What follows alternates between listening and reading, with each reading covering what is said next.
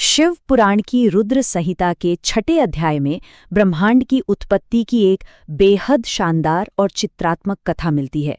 इस प्रस्तुति में चलिए उसी रहस्यमयी और अद्भुत ब्रह्मांडीय उत्पत्ति की कहानी को डीकोड करते हैं और देखते हैं कि सब कुछ कैसे शुरू हुआ।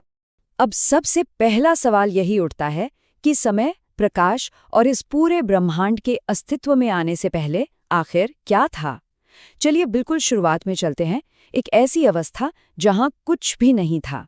इसे महाप्रलय या महान विघटन कहा गया है।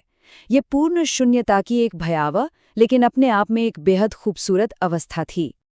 अगर हम इस महाप्रलय की स्थिति को समझने की कोशिश करें तो ये पूर्ण रूप से एक आकारहीन और घना अंधकार था।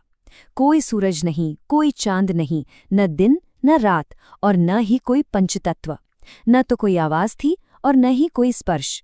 वहां अगर कुछ था तो वो सिर्फ और सिर्फ सत ब्रह्म का अगम्य और विशुद्ध सार था, एकदम शांत और ठहरा हुआ। भाग 1 सदाशिव और शक्ति का प्रकट होना। इस शाश्वत और गुण रहित शून्यता में जब एक दूसरे अस्तित्व की इच्छा जागृत हुई तो वो निराकार ब्रह्म सदाशिव के रूप में प्रकट हुआ। ये शुद्ध ज्ञान की एक सर्वोच्च और आनंदमयी इकाई थी। सदाशिव का स्वरूप बेहद अद्भुत बताया गया है। कपूर के समान बिल्कुल श्वेत, भस्म से ढका हुआ, 5 मुख और 10 भुजाओं वाला, जिसके मस्तक पर एक सुंदर अर्धचंद्र सुशोभित था। और इसी ब्रह्मांडीय अंधकार को चीरने के लिए सीधे सदाशिव के शरीर से शक्ति यानी ईश्वरीय स्त्री रूप की उत्पत्ति हुई। शक्ति का ये रूप ऊर्जा का एक अभूतपूर्व दृश्य है। उनकी 8 राजसी भुजाएं थी, 1000 चंद्रमाओं की चमक थी और उनका मुख हमेशा हजारों जगमगाते तारों से घिरा रहता था। सच में ये कल्पना ही कितनी प्रभावशाली है। भाग 2 आनंदवन काशी का निर्माण। अब प्रकाश और आकार तो अस्तित्व में आ गए थे, लेकिन इन आदिम स्वरूपों को रहने के लिए एक विशेष स्थान की जरूरत थी। इसलिए सदाशिव और शक्ति ने मिलकर एक बेहद गौरवशाली लोक का निर्माण किया, जिसे हम काशी के नाम से जानते हैं। ये एक अत्यंत चमकदार पवित्र केंद्र और मोक्ष का अंतिम स्थान है, जिसे आनंदवन या अविमुक्त भी कहा जाता है। सबसे दिलचस्प बात यह है कि महान ब्रह्मांडीय विघटन यानी प्रलय के दौरान भी ये स्थान हमेशा सुरक्षित रहता है। भाग 3 ब्रह्मांडीय मन का मंथन। सदाशिव और शक्ति अपनी सुंदर रचना काशी में निर्बाध रूप से आनंद लेना चाहते थे। इसका मतलब था कि ब्रह्मांड के बाकी भारी भरकम निर्माण कार्यों को संभालने के लिए किसी और को जन्म देने की आवश्यकता थी। इसे पूरा करने के लिए शिव एक अत्यंत सजीव मनोवैज्ञानिक प्रक्रिया करते हैं। वे अपने ही मन के महासागर का मंथन करते हैं। इसे बहुत ही सटीकता से दर्शाया गया है।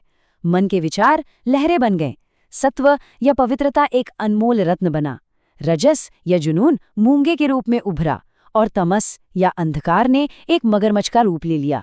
यह मन का कितना विस्मयकारी चित्रण है। भाग 4 विष्णु का जन्म।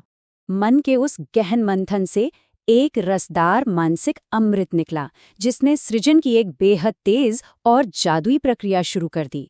शिव ने उस अमृत को अपने बाएं भाग में स्थापित किया और फिर वहां से नीलम के समान चमक वाले एक अत्यंत शांत देवता का जन्म हुआ, विष्णु। जन्म के तुरंत बाद ही शिव ने वेदों का परम ज्ञान सीधे विष्णु के नासिका छिद्रों के माध्यम से उनके भीतर प्रवाहित कर दिया। भाग 5 विष्णु बने नारायण। इस दिव्य जन्म और सर्वोच्च ज्ञान को प्राप्त करने के बावजूद ब्रह्मांडीय रचना के लिए विष्णु को और अधिक सामर्थ्य की जरूरत थी। शिव के निर्देश पर विष्णु एक अत्यंत कठोर तपस्या शुरू करते हैं, और ये कोई छोटी मोटी तपस्या नहीं थी, बल्कि पूरे 12,000 दिव्य वर्षों तक चलने वाला एक अकल्पनीय और परम समर्पण था। इस अत्यंत लंबी और कठोर तपस्या का परिणाम बहुत ही अद्भुत हुआ। विष्णु के दिव्य भौतिक शरीर से ब्रह्मांडीय जल प्रवाहित होने लगा और उस जल ने पूरी शून्यता को भर दिया। इसी महान घटना और जल की उत्पत्ति के कारण ही उन्हें नारायण की पौराणिक और प्रसिद्ध उपाधि प्राप्त हुई। एक घने अंधकार में महाप्रलय की शून्यता से शुरू होकर मूलभूत देवताओं की इस जीवंत अभिव्यक्ति तक की ये पूरी यात्रा शिव पुराण की असीम प्रकृति को स्पष्ट करती है। यह इस बात का एकदम सटीक सार है कि कैसे वो मूल सत्ता, जिसका न कोई आदि है और न कोई अंत, इस पूरे ब्रह्मांड को प्रकाशित करती है।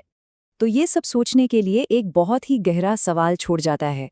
यदि हमारा ये ब्रह्मांड एक ब्रह्मांडीय मन के इतने गहन मंथन से उभरा है, तो अंतहीन चक्रों वाली इस पौराणिक कथा में अगला महान विघटन कौन से नए रहस्य प्रकट करेगा?